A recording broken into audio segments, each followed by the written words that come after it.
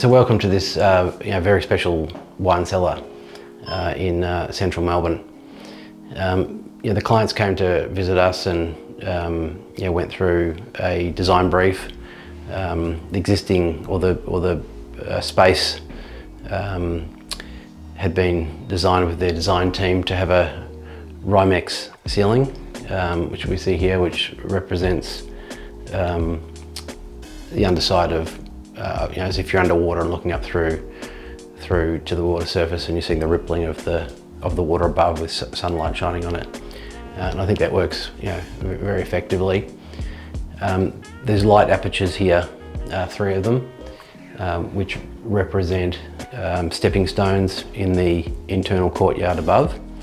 The surface treatment in the courtyard is stepping stones and the gravel, and it's replicated here. And 3 of the stepping stones are glass, with the apertures down to the cellar. So one, you get some nice subtle light moving its way into the cellar, and you also get some nice backlit light through the bottles at night viewed the other way. The cellar, obviously longer sort of narrow space, and the client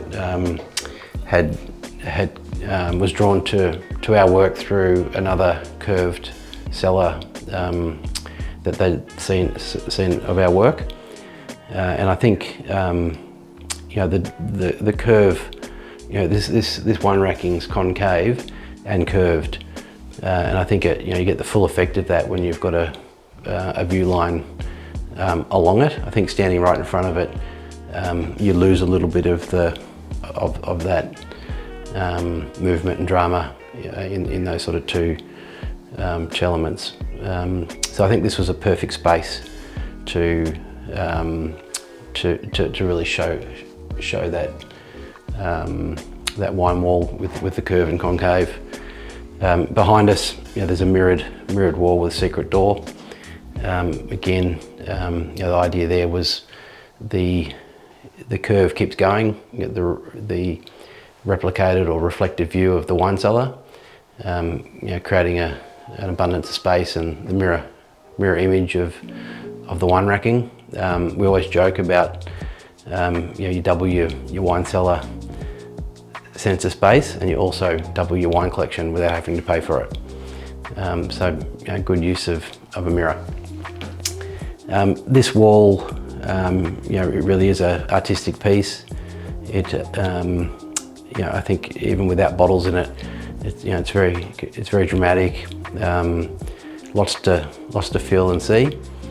There's backlighting top and bottom that always also snakes its way along and can be really subtly lit and play with those spaces with light. So that's the main view line when you walk in. It's the main view line you look along when you go to the adjoining home cinema. And then we get into more sort of traditional cellar elements. So at the end here, we've got bottle displays and 2 display bottle pieces. Often we use this 2 display design to really either one, showcase your wine, but also to show what you've stored below on the bottom display and the upper display to sort of show what you're storing above. So it's a nice way just to identify where your wine is and to categorise it.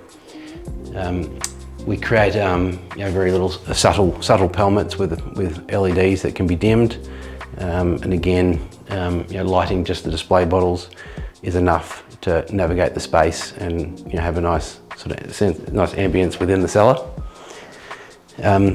We then transition around to the side wall here, and here we've used slatted shelves.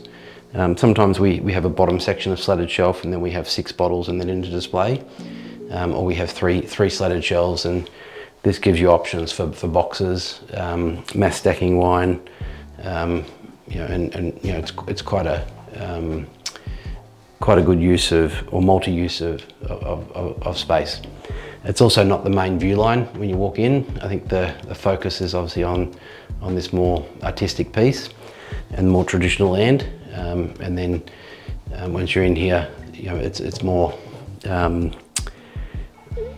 general storage, and we've got a tasting alcove with a light in it, display with decanter and special pieces.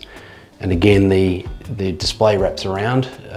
We're always big on trying to create that continuity on a corner, which really gives you a sense of, I think it continues the space and doesn't sort of stop and start, so it wraps its way around.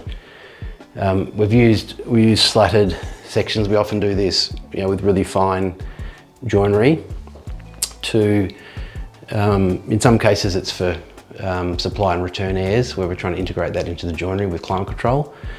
In this case, we've used this around the upper stairwell as that comes down through the building. It's a nice finishing off sort of section within the racking.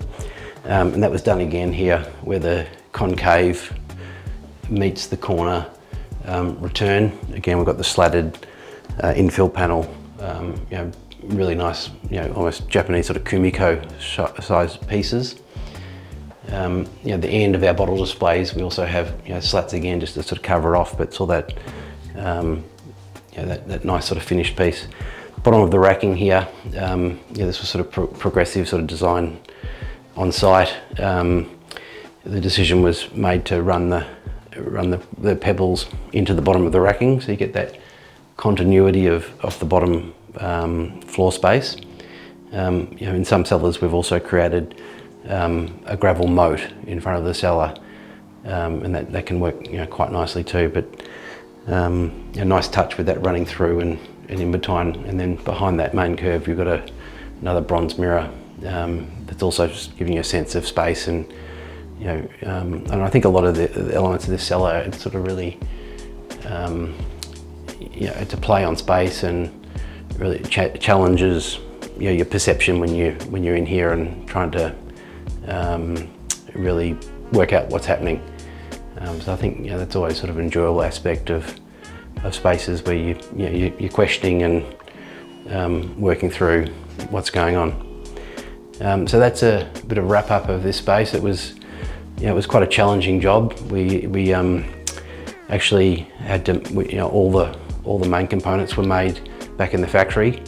A lot of boat building sort of traditions with the cedar frames, and then we couldn't get this down, so it was actually had to be built in the adjoining cinema space. So we actually set up a temporary workshop, a temporary joinery in that area there, and we set up on site and actually put it all together, and then it was rolled in.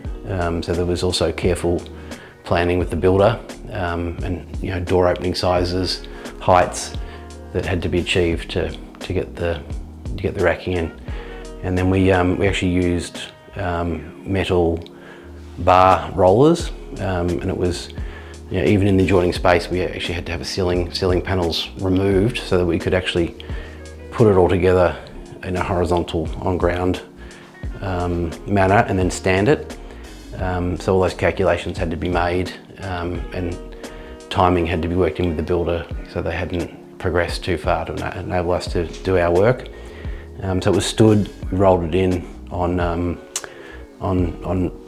steel pipe rollers, and then we had to obviously do all the gravel work and lighting, and then mirror work had to be done, and then it was put back in place. So quite a bit of planning. Amazing building team here. They were very accommodating with working in with timing and the requirements we needed to get the racking in. But I think even the racking on these sides here too, that was all, again, you couldn't get any, you've got a full 90-degree bend in the stair at 2 points, so there was no getting any sizable joinery elements down here. It all had to be manufactured down in the adjoining basement space. I think the curves, I think with building, and fine sort of woodworking, I think creating curves and creative elements with timber, is always exciting woodworking element. And I think boat building, like my father-in-law was a boat builder, and I was lucky enough to build a boat with him over a 4-year period, and there's like a lot of boat building techniques that I was lucky enough to explore and work through with him during that project, and now we've been able to implement that into other aspects of building and wine cellars. So I think I think of any woodworker, there's a lot of enjoyment that comes out of intricate pieces, where there's a lot of foresight into planning and then executing and finished results. So I think it's pretty exciting. And I think our team at Cellar Creations, I think it's a testament to our team, and enjoyable projects that everyone really gets into, and it'd be nice to sort of for everyone to see this as a finished project now with wine in place and the client moved in. The Rymex ceiling here is symbolising water and looking up through water. This is timber and sort of based on sort of boat building techniques and shapes and contours. So I think there's a nice tie in there with those two elements. And I think also underwater, often you have shaped elements in nature, like rocks and areas that are pounded and washed with wave action, and I think even diving and snorkeling underwater, you see a lot of that sort of shape in natural materials. I think again that's probably a nice tie back with a more organic shape in this rack. We didn't actually design it around that, but it's a nice connection. This is cedar. Beautiful smell of cedar. Beautiful material to work with. And looking its best today. And I think importantly too, I think every project's a collaboration. Many people involved. A great client who really embraced previous works, and we're happy to collaborate and really go all out with a really creative design and space. Thank you to them for allowing us to be part of the team. Great builder, great architect with the rest of the project and this space they provided for us. It's a great collaboration, and really proud for our team to be part of it. How many bottles do you reckon? I was just gonna Yeah, well look, I think bottle capacity, often a metre by a metre, so a face square metre is 100 bottles. So I think you get a bit of a count of the space you're seeing, but haven't committed an exact number to mind. Yeah. But I'm sure our client knows every bottle in here and how many spaces they've got to keep filling it up with, and how many actually go missing on a Saturday night. Pretty impressive space. Yeah, I think lighting elements. I think it's always subtle with wine cellars. I think the pelmets are often our sort of go-to with subtle lighting over displays. Over the pelmets, and then the display alcove if that's incorporated. Again, subtle lighting. This is turned up at the moment when you're here during the day, but that can be toned down. And I think this more sculptural organic piece obviously doesn't have any displays. It's all just mass bottle. So there's subtle backlighting there from top and bottom, and you're getting a bit of that emphasised with the behind mirrors. But yeah, I think subtle light does its thing in a wine cellar. And this wine cellar too, the client's got there's a lift shaft that runs right through the multi-level property. Staircase that runs up to that internal courtyard. I think these little pockets above I think there's quite a lot of intrigue with looking down into the space and looking back up. I think they're really nice little elements. It works very well. Yeah, well, there were some early design concepts of this concave, actually running at the break point, the mid point, running up to an actual, not using the Ryan's ink and having a mirror, and then breaking at that midpoint so you get the reflective view of the rest of the concave, and that would be pretty dramatic too. We have also played on other concepts with the concaves to wrap it right around and down the other side, and then create this snaking cave. So there's a project in that too if anyone's ever interested. Got lots of ideas. Yeah, but special space, and it's great to see it today. Great project, and very proud to be part of the team, and it's great to be invited back to take a few snapshots and see the cellar as it was designed with wine bottles in place. So so it had its challenges, and but here it is.